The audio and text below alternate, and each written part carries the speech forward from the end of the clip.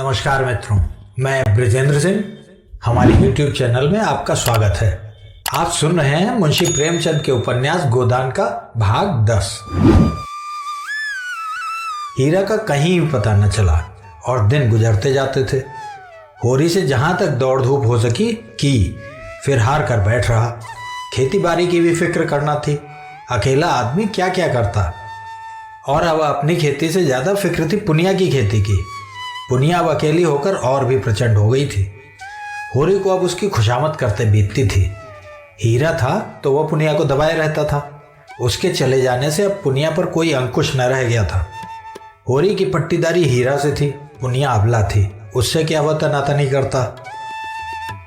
और पुनिया उसके स्वभाव से परिचित थी। उसकी सज्जनता का उसे खूब दंड देती थी। खैरियत यही हुई कि कारकुन साहब ने पुनिया से बकाया लगान वसूल करने की कोई सख्ती न की, केवल थोड़ी सी पूजा लेकर राजी हो गए। नहीं, होरी अपने बकाया के साथ उसका बकाया चुकाने के लिए भी कर्ज लेने को तैयार था। सावन में धान की रोपाई की ऐसी धूम रही कि मंजूर न मिले और होरी अपने खेत में धान न रोप सका। लेकिन पुनिया के खेतों में कैसे न रोपाई होती। होरी ने पहर रात रात तक काम करके उसके धान रोपे। अब होरी ही तो उसका रक्षक है। अगर पुनिया को कोई कष्ट हुआ तो दुनिया उसी को तो हंसेगी।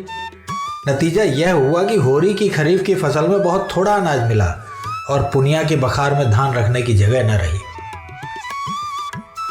होरी और धनिया में उस दिन से बराबर मनमुटाव चलाता था। गोबर से भी होरी की बातचीत बंद थी। माँ बेटे ने मिलकर जैसे उसका बहिष्कार कर दिया था। अपने घर में परदेसी बना हुआ था। दो नावों पर सवार होने वाले की जो दुर्गति होती है वही उसकी हो रही थी। गांव में भी अब उसका उतना आदर न था। धनिया ने अपने साहस से स्त्रियों का ही नहीं पुरुषों का नेतृत्व भी प्राप्त कर लिया था। महीनों तक आसपास के इलाके में इस कांड की खूब चर्चा रही। यहां तक कि वह एक अलौकिक रूप तक धारण करता जाता था। धनिया नाम है उसका, भवानी का इष्ट है उसे। दरोगा जी ने ज्यों ही उसके आदमी के हाथ में हथकड़ी डाली कि धनिया ने भवानी का सुमिरन किया, भवानी उसके सिर आ गई। फिर तो उसमें इतनी शक्ति आ गई कि उसने एक झटके में पति की हथकड़ी तोड़ डाली और दरोगा की मूछें पकड़कर उखाड़ ली। फिर उसकी छाती पर चढ़ बैठी। दरोगा ने जब बहुत मानता की तब जाकर उसे छोड़ा। कुछ दिन तो लोग धनिया के दर्शनों को आते रहे। वह बात अब पुरानी पड़ गई थी, लेकिन गांव में धनिया का सम्मान बहुत बढ़ गया था। उसमें अद्भुत साहस है और समय पड़ने पर वह मर्दों के भी कान काट सकती है। मगर धीरे धीरे धनिया में एक परिवर्तन हो रहा था। होरी को पुनिया की खेती में लगे देखकर भी वह कुछ न बोलती थी। और यह इसलिए नहीं कि वह होरी से विरक्त हो गई थी, बल्कि इसलिए कि पुनिया पर अब उसे भी दया आती थी। हीरा का घर से भाग जाना उसकी प्रतिशोध भावना की तुष्टि के लिए काफी था। इसी बीच में होरी को ज्वर आने लगा। फसली बुखार फैला था। होरी उसकी चपेट में आ गया और कई साल के बाद जो ज्वर आया तो उसने सारी बकाया चुका ली। 1 महीने तक होरी खाट पर पड़ा रहा। इस बीमारी ने होरी को तो कुचल डाला ही, पर धनिया पर भी विजय पा गई। पति जब मर रहा है तो उससे कैसा बैर। ऐसी दशा में तो बैरियों से भी बैर नहीं रहता। वह तो अपना पति है। लाख बुरा हो पर उसी के साथ जीवन के 25 साल काटे हैं। सुख किया है तो उसी के साथ, दुख भोगा है तो उसी के साथ। अब तो चाहे वह अच्छा हो या बुरा, अपना है। दाढ़ी झाड़ ने मुझे सबके सामने मारा, सारे गांव के सामने मेरा पानी उतार लिया, लेकिन तब से कितना लज्जित है कि सीधे ताकता नहीं। खाने आता है तो सिर झुकाए खाकर उड़ जाता है। डरता रहता है कि मैं कुछ कहने बैठूं। होरी जब अच्छा हुआ तो पति पत्नी में मेल हो गया था। एक दिन धनिया ने कहा, तुम्हें इतना गुस्सा कैसे आ गया? मुझे तो तुम्हारे ऊपर कितना ही गुस्सा आया, मगर हाथ न उठाऊंगी। होरी लजाता हुआ बोला, अब उसकी चर्चा न कर धनिया। मेरे ऊपर कोई भूत सवार था। इसका मुझे कितना दुख हुआ है वो मैं ही जानता हूं। और जो मैं भी क्रोध में डूब मरी होती तो क्या मैं रोने के लिए बैठा रहता? मेरी लाज भी तेरे साथ चिता पर जाती। अच्छा चुप रहो, बेबात की बात मत करो। गाय गई सो गई, मेरे सिर एक विपत्ति डाल गई। पुनिया की फिक्र मुझे मारे डालती है। इसीलिए तो कहते हैं भगवान घर का बड़ा न बनाए। छोटों को कोई नहीं हंसता, नेकी बदी सब बड़ों के सिर जाती है। माघ के दिन थे। महावट लगी हुई थी। घटाटोप अंधेरा छाया हुआ था। एक तो जाड़ों की रात, दूसरे माघ की वर्षा। मौत का सा सन्नाटा छाया हुआ था। अंधेरा तक न सूझता था। होरी भोजन करके पुनिया के मटर के खेत की मेड़ पर अपनी मड़ैया में लेटा हुआ था। चाहता था शीत को भूल जाए और सो रहे, लेकिन तार तार कंबल और गटी हुई मिर्जई और शीत के झोंकों से गीली पुआल, इतने शत्रुओं के सम्मुख आने का नींद में साहस न था। आज तमाकू भी ना मिला कि उसी से मन बहलाता। उपला सुलगा लाया था, पर शीत में वह भी बुझ गया। बेवाएं फटे पैरों को पेट में डालकर और हाथों को जांघों के बीच में दबाकर और कंबल में मुंह छिपाकर अपने ही गर्म सांसों से अपने को गर्म करने की चेष्टा कर रहा था। 5 साल हुए वह मिर्जई बनवाई थी। धनिया ने एक प्रकार से जबरदस्ती बनवा दी थी। वही जब एक बार काबुली से कपड़े लिए थे, जिसके पीछे कितनी सांसत हुई, कितनी गालियां खानी पड़ी। और यह कंबल उसके जन्म से भी पहले का है। बचपन में अपने बाप के साथ वह इसी में सोता था। जवानी में गोबर को लेकर इसी कंबल में उसके जाड़े कटे थे, और बुढ़ापे में आज वही बूढ़ा कंबल उसका साथी है। पर अब वह भोजन को चबाने वाला दांत नहीं, दुखने वाला दांत है। जीवन में ऐसा तो कोई दिन ही नहीं आया कि लगान और महाजन को देकर कभी कुछ बचा हो, और बैठे बैठाए यह एक नया जंजाल पड़ गया। न करो तो दुनिया से, करो तो यह संशय बना रहे कि लोग क्या कहते हैं। सब यही समझते हैं कि वो पुनिया को लूट लेता है, उसकी सारी उपज घर में भर लेता है। एहसान तो क्या होगा, उल्टा कलंक लग रहा है। और उधर भोला कई बार याद दिला चुके हैं कि कहीं कोई सगाई का डौल करो, अब काम नहीं चलता। शोभा उससे कई बार कह चुका है कि पुनिया के विचार उसकी ओर से अच्छे नहीं हैं। ना हो, पुनिया की गृहस्थी तो उसे संभालनी ही पड़ेगी, चाहे हंसकर संभाले या रोकर। धनिया का दिल अभी तक साफ नहीं हुआ। अभी तक उसके मन में मलाल बना हुआ है। मुझे सब आदमियों के सामने उसको मारना न चाहिए था। जिसके साथ 25 साल गुजर गए, उसे मारना और सारे गांव के सामने मेरी नीचता थी। लेकिन धनिया ने भी तो मेरी आबरू उतारने में कोई कसर नहीं छोड़ी। मेरे सामने से कैसे कतरा कर निकल जाती है, जैसे कभी की जान पहचान ही नहीं। कोई बात कहनी होती है तो सोना या रूपा से कहलाती है। देखता हूँ उसकी साड़ी फट गई है, मगर कल मुझसे कहा भी तो सोना की साड़ी के लिए, अपनी साड़ी का नाम तक न लिया। सोना की साड़ी अभी 2-1 महीने थे गलियां लगाकर चल सकती है। उसकी साड़ी तो मारे पैबंदों के बिल्कुल कथरी हो गई है। और फिर मैं ही कौन उसका मनहार कर रहा हूँ। अगर मैं ही उसके मन की 2-4 बातें करता रहता तो कौन छोटा हो जाता। यही तो होता, वह थोड़ा सा अदरावन कराती, 2-4 लगने वाली बातें कहती तो क्या मुझे चोट लग जाती। लेकिन मैं बुढ़ा होकर भी उल्लू बना रह गया। वह तो कहो इस बीमारी ने आकर उसे नरम कर दिया, नहीं जाने कब तक मुँह फुलाए रहती। और आज उन दोनों में जो बातें हुई थीं, वह मानो भूखे का भोजन थी। वह दिल से बोली थी और होरी गदगद हो गया था। उसके जी में आया उसके पैरों पर सिर रख दे और कहे, मैंने तुझे मारा है तो ले, मैं सिर झुकाए लेता हूँ, जितना चाहे मार ले, जितनी गालियां देना चाहे दे ले। सासा उसे मड़ैया के सामने चूड़ियों की झनकार सुनाई दी। उसने कान लगाकर सुना, हाँ कोई है, पटवारी की लड़की होगी, चाहे पंडित की घरवाली हो, मटर उखाड़ने आई होंगी। न जाने क्यों इन लोगों की नीयत इतनी खोटी है।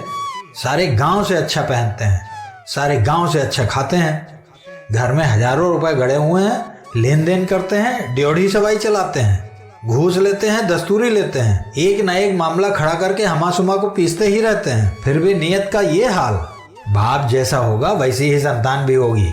और आप नहीं आते, औरतों को भेजते हैं। अभी उठकर हाथ पकड़ लूं तो क्या पानी रह जाए। नीच कहने को नीच हैं, जो ऊंचे हैं उनका मन तो और नीचा है। औरत जात का हाथ पकड़ते भी तो नहीं बनता, आंखें देखकर मक्खी निगलनी पड़ती है। उखाड़ ले भाई, जितना तेरा जी चाहे, समझ ले मैं नहीं हूं। बड़े आदमी अपनी लाज न रखे, छोटों को तो उनकी लाज रखनी ही पड़ती है। मगर नहीं, ये तो धनिया है, पुकार रही है। धनिया ने पुकारा, सो गए कि जागते हो? होरी झटपट उठा और मड़ैया के बाहर निकल आया। आज मालूम होता है देवी प्रसन्न हो गई, उसे वरदान देने आई है। इसके साथ ही इस बादल बूंदी और जाड़े पाले में इतनी रात गए उसका आना शंकाप्रद भी था। जरूर कोई ना कोई बात हुई है। बोला, ठंड के मारे नींद भी आती है, तो इस जाड़े पाले में कैसे आई? सब कुशल तो है? हाँ, सब कुशल है। गोबर को भेजकर मुझे क्यों नहीं बुलवा लिया? धनिया ने कोई उत्तर न दिया। मड़ैया में आकर पुआल पर बैठती हुई बोली, गोबर ने तो मुंह में कालिख लगा दी, उसकी करनी क्या पूछते हो? जिस बात को डरती थी वो हो कर रही। क्या हुआ, किसी से मारपीट कर बैठा? अब मैं क्या जानूं क्या कर बैठा? चलकर पूछो उसे रांड से। किस रांड से? क्या कहती तू? बोरा तो नहीं गई? हाँ, बोरा क्यों ना जाऊंगी, बात ही ऐसी हुई है कि छाती दुगनी हो जाए। होरी के मन में प्रकाश की एक लंबी रेखा ने प्रवेश किया। साफ साफ क्यों नहीं कहती किस रांड को कह रही है? उसी झुनिया को। और किसको? तो झुनिया क्या यहाँ ही है? और कहाँ जाती? पूछता कौन? गोबर के घर में नहीं है? गोबर का कहीं पता नहीं, जाने कहाँ भाग गया। 5 महीने का पेट है। होरी सब कुछ समझ गया। गोबर को बार बार अहिराने जाते देखकर वो खटका था जरूर, मगर उसे ऐसा खिलाड़ी न समझता था। युवकों में कुछ रसिकता होती ही है, इसमें कोई नई बात नहीं। मगर जिस रुई के गोले को उसने नीले आकाश में हवा के झोंके से उड़ते देखकर केवल मुस्कुरा दिया था, वह सारे आकाश में छाकर उसके मार्ग को इतना अंधकारमय बना देगा, यह तो कोई देवता भी न जान सकता था। गोबर ऐसा लंपट, वह सरल गंवार जिसे वह अभी बच्चा समझता था। लेकिन उसे बोझ की चिंता न थी, पंचायत का भय न था, झुनिया घर में कैसे रहेगी इसकी चिंता भी उसे न थी। उसे चिंता थी गोबर की। लड़का लज्जाशील है, अनाड़ी है, आत्माभिमानी है, कहीं कोई नादानी न कर बैठे। घबरा कर बोला, झुनिया ने कुछ कहा? नहीं, गोबर कहाँ गया? उससे कहकर ही गया होगा। धनिया झुंझला कर बोली, तुम्हारी अक्ल तो घास खा गई है। उसकी चहती तो यहाँ बैठी है, भागकर जाएगा कहाँ? यहीं कहीं छिपा बैठा होगा। दूध थोड़े ही पीता है, क्यों खो जाएगा? मुझे तो इस कलमुही झुनिया की चिंता है कि इसे क्या करूं। अपने घर में मैं तो क्षण भर भी ना रहने दूंगी। जिस दिन गाय लाने गया है उसी दिन से दोनों में ताक झांक होने लगी। पेट न रहता तो अभी बात न खुलती, मगर जब पेट रह गया तो झुनिया लगी घबराने, कहने लगी कहीं भाग चलो। गोबर टालता रहा, एक औरत को साथ लेके कहाँ जाए, कुछ न सूझा। आखिर जब आज वह सिर हो गई कि मुझे यहाँ से ले चलो, नहीं मैं प्राण दे दूंगी, तो बोला तू चलकर मेरे घर में रह, कोई कुछ ना बोलेगा, मैं अम्मा को मना लूंगा। वह गधी उसके साथ चल पड़ी। कुछ दूर तो आगे आगे आता रहा, फिर न जाने किधर सरक गया। वह खड़ी खड़ी उसे पुकारती रही। जब रात भीग गई और वह न लौटा, भागी यहाँ चली आई। मैंने तो कह दिया जैसा किया है उसका फल भोग। चुड़ैल ने लेके मेरे लड़के को चौपट कर दिया, तब से बैठी रो रही है, उठती ही नहीं, कहती है अपने घर कौन मुंह लेकर जाऊं। भगवान ऐसी संतान से तो बांझ ही रखे तो अच्छा, सवेरा होते होते सारे गांव में कांव कांव बच जाएगी। ऐसा जी होता है कि माहौर खा लूं। मैं तुमसे कह देती हूँ, मैं अपने घर में न रखूंगी। गोबर को रखना हो अपने सिर पर रखे, मेरे घर में ऐसी छत्तीसियों के लिए जगह नहीं है। और अगर तुम बीच में बोले तो फिर या तो तुम ही रहोगे या मैं ही रहूंगी। होरी बोला, तुझसे बना नहीं, उसे घर में आने ही न देना चाहिए था। सब कुछ कह के हार गई, टलती ही नहीं, धरना दिए बैठी है। अच्छा चल, देखूं कैसे नहीं उठती, घसीट कर बाहर निकाल दूंगा। दाढ़ीदार भोला सब कुछ देख रहा था पर चुप्पी साधे बैठा रहा। बाप भी ऐसे बेहया होते हैं। वो क्या जानता था इनके बीच क्या खिचड़ी पक रही है। जानता क्यों नहीं था? गोबर दिन रात घेरे रहता था तो क्या उसकी आंखें फूट गई थी? सोचना चाहिए था ना कि यहाँ क्यों दौड़ दौड़ आता है। चल, मैं झुनिया से पूछता हूँ ना। दोनों मड़ैया से निकलकर गांव की ओर चले। होरी ने कहा, 5 घड़ी से ऊपर रात हो गई होगी। धनिया बोली, हाँ और क्या, मगर कैसा सोता पड़ गया है। कोई चोर आए तो सारे गांव को मूस ले जाए। चोर ऐसे गांव में नहीं आते, धनियों के घर जाते हैं।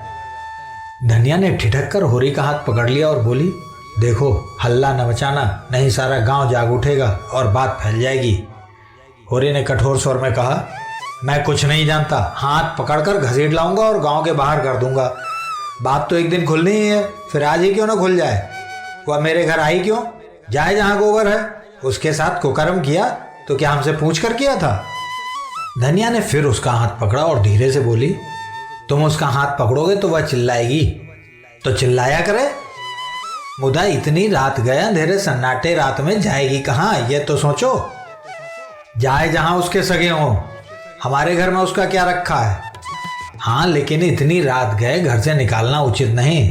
पाँव भारी है, कहीं डर डर आ जाए तो और अगत हो। ऐसी दशा में कुछ करते धरते भी तो नहीं बनता। हमें क्या करना है, मरे या जिए, जहां चाहे जाए। क्यों अपने मुंह में कालिख लगाऊं? मैं तो गोबर को भी निकाल बाहर करूंगा। धनिया ने गंभीर चिंता से कहा, कालिख जो लगनी थी वह तो अब लग चुकी, वह अब जीते जी नहीं छूट सकती। गोबर ने नौका डुबा दी। गोबर ने नहीं डुबाई, इसी ने। वह तो बच्चा था, इसके पंजे में आ गया। किसी ने डुबाई, अब तो डूब गई। दोनों द्वार के सामने पहुंच गए। सासा धनिया ने होरी के गले में हाथ डालकर कहा, देखो तुम्हें मेरी सौं, उस पर हाथ न उठाना।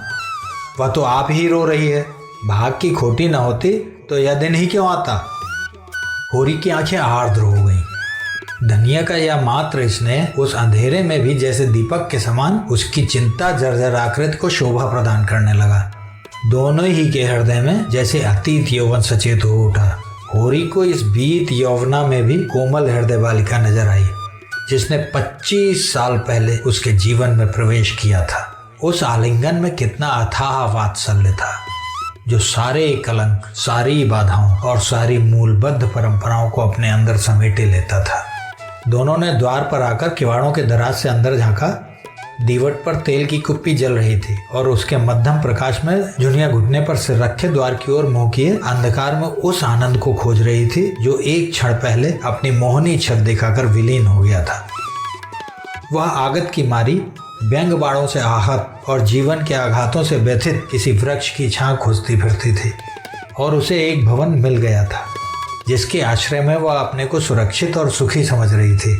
पर आज वह भवन अपना सारा सुख विलास लिए अलादीन के राजमहल की भांति गायब हो गया था और भविष्य एक विकराल दानव के समान उसे निगल जाने को खड़ा था। एकाएक द्वार खुलते और होरी को आते देखकर वह भय से कांपती हुई उठी और होरी के पैरों पर गिरकर रोती हुई बोली, दादा, अब तुम्हारे सिवाय मुझे दूसरा ठौर नहीं है। चाहे मारो चाहे काटो, लेकिन अपने द्वार से दूर दुराओ मत। होरी ने झुककर उसकी पीठ पर हाथ फेरते हुए प्यार भरे स्वर से कहा, डर मत बेटी, डर मत। तेरा घर है, तेरा द्वार है, तेरे हम हैं।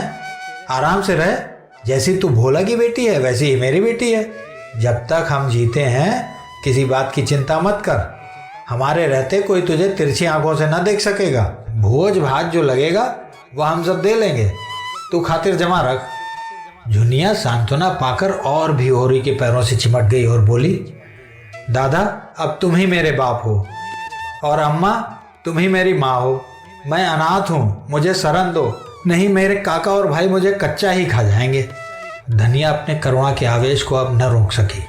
बोली, तू चल घर में बैठ, मैं देख लूंगी काका और भैया को। संसार में उन्हीं का राज नहीं है। बहुत करेंगे, अपने गहने ले लेंगे, फेंक देना उतार कर। अभी जरा देर पहले धनिया ने क्रोध के आवेश में जुनिया को उल्टा और कलंकिनी और कलमुही न जाने क्या क्या कह डाला था। झाड़ू मारकर घर से निकालने जा रही थी। अब जो जुनिया ने स्नेह, क्षमा और आश्वासन से भरे यह वाक्य सुने तो होरी के पांव छोड़कर धनिया के पांव से लिपट गई। और वही साध्वी जिसने होरी के सिवा किसी पुरुष को आंख भरकर देखा भी न था, इस पापिष्ठा को गले लगाए उसके आंसू पोंछ रही थी और उसके त्रस्त हृदय को कोमल शब्दों से शांत कर रही थी, जैसे कोई चिड़िया अपने बच्चे को परों में छिपाए बैठी हो। होरी ने धनिया को संकेत किया कि इसे कुछ खिला पिला दे और जुनिया से पूछा, क्यों बेटी, तुझे कुछ मालूम है गोबर किधर गया? जुनिया ने सिसकते हुए कहा, मुझसे तो कुछ नहीं कहा, मेरे कारण तुम्हारे ऊपर। यह कहते कहते उसकी आवाज़ आंसुओं में डूब गई। होरी अपनी व्याकुलता न छिपा सका। जब तूने आज उसे देखा तो कुछ दुखी था?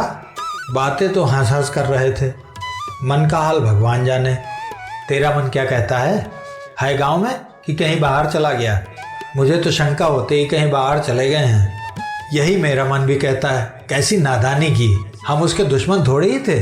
जब भली या बुरी एक बात हो गई तो वह निभानी पड़ती है। इस तरह भाग कर तो उसने हमारी जान आफत में डाल दी। धनिया ने झुनिया का हाथ पकड़कर अंदर ले जाते हुए कहा, कायर कहीं का, जिसकी बाँह पकड़ी उसका निबाह करना चाहिए कि मुंह में कालिक लगाकर भाग जाना चाहिए। अब जो आए तो घर में बैठने न दूं। होरी वहीं पुआल पर लेटा गोबर कहाँ गया, यह प्रश्न उसके हृदयाकाश में किसी पक्षी की भांति मंडराने लगा।